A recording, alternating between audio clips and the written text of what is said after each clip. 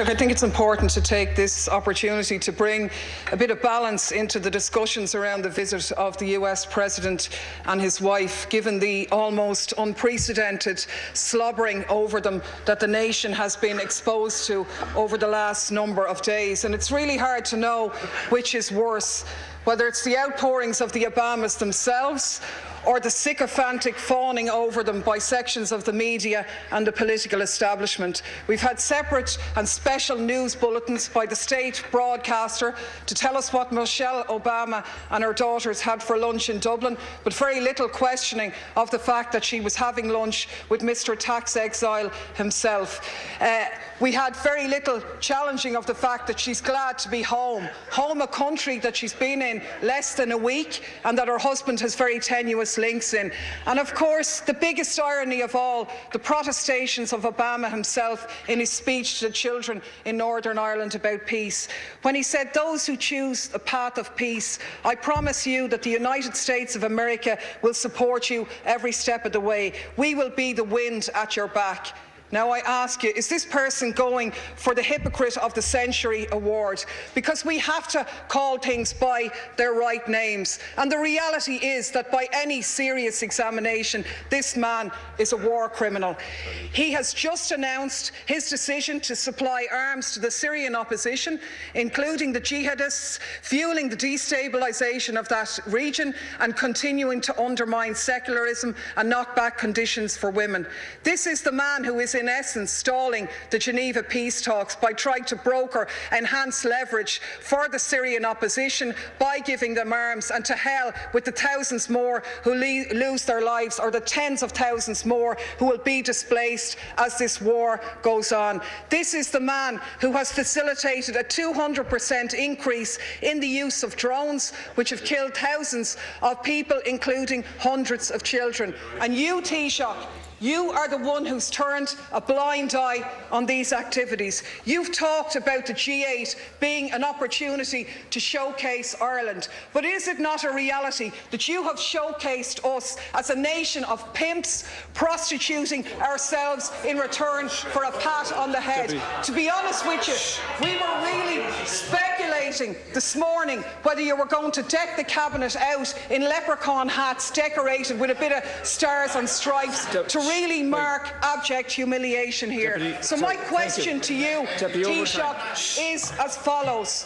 What steps are you going to take to follow in the correct statements and the correct decision of your colleague Taoiseach Eamon Gilmore, who voted against the lifting of the arms embargo in relation to Syria? What steps are you going to take to ensure that no weapons for Syria are going to go through Shannon in breach of our international laws on neutrality? What steps are you going to take to showcase this country not as a lapdog of US imperialism, but as an independent nation with an independent foreign policy which takes a lead in international diplomacy to outlaw the use of drones, the favourite method of extermination of your friend Mr. Obama? On the Taoiseach. Right, please.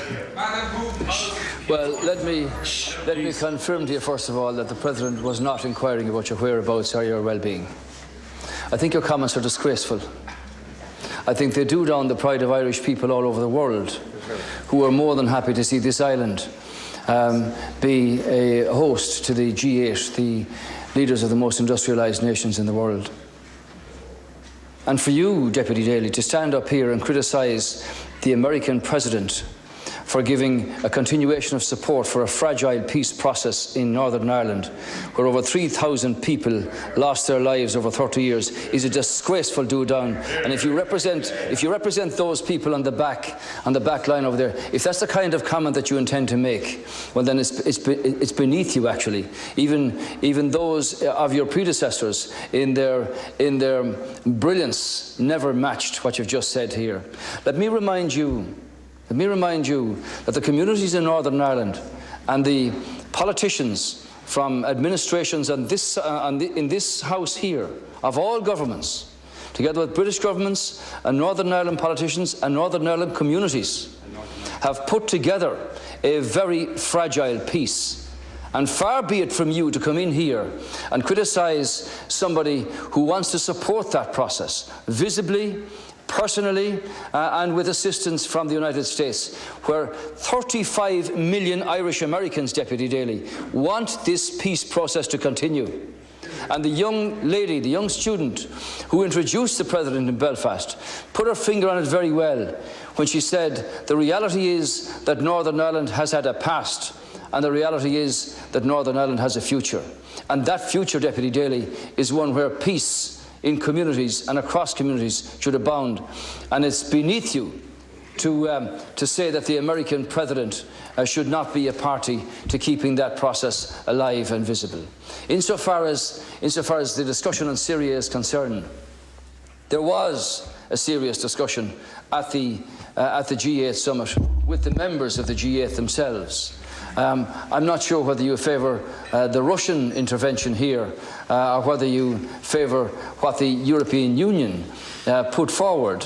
While there was division among the countries in Europe about the lifting of the arms embargo, Ireland took a very clear position on this, which was articulated by the Taoiseach, that the embargo should not be lifted.